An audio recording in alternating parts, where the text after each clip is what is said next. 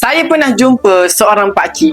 Dia simpan duit dalam tabung haji bukan sebab nak pergi haji dulu, tapi sebab dia takut dengan diri sendiri. Katanya, kalau duit tu duduk diam dalam akaun bank, dia akan terkorek juga. Jangan lupa follow dan save video ni untuk rujukan akan datang.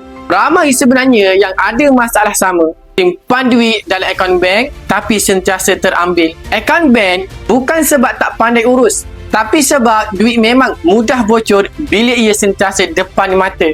Duit dalam bentuk tunai tak stabil, nilainya jatuh dan ia terlalu senang dibelanjakan. Inilah realiti kebanyakan orang. Kita nak menyimpan, tapi gaji masuk, sikit-sikit ambil, hujung bulan habis. Kita rasa kita simpan, tapi rupa-rupanya kita cuma tolak masa dulu, ambil balik kemudian. Sebab tu, pakcik tadi pilih cara yang lebih selamat. Dia susahkan proses pengeluaran supaya duit itu betul-betul jadi simpanan. Dan kita pun ada pilihan yang sama. Tukarkan sebahagian duit kepada aset yang tak mudah diganggu. Contohnya, emas. Bila duit bertukar jadi emas, kita susah nak korek.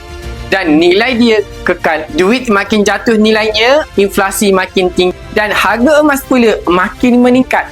Okey, buat tuan-tuan yang mana berminat untuk simpan emas di Public Gold, boleh sahaja klik link di bio saya. Saya akan bantu anda sebaik mungkin. Ingat, berkos yang santai, tapi sampai jumpa anda di next video.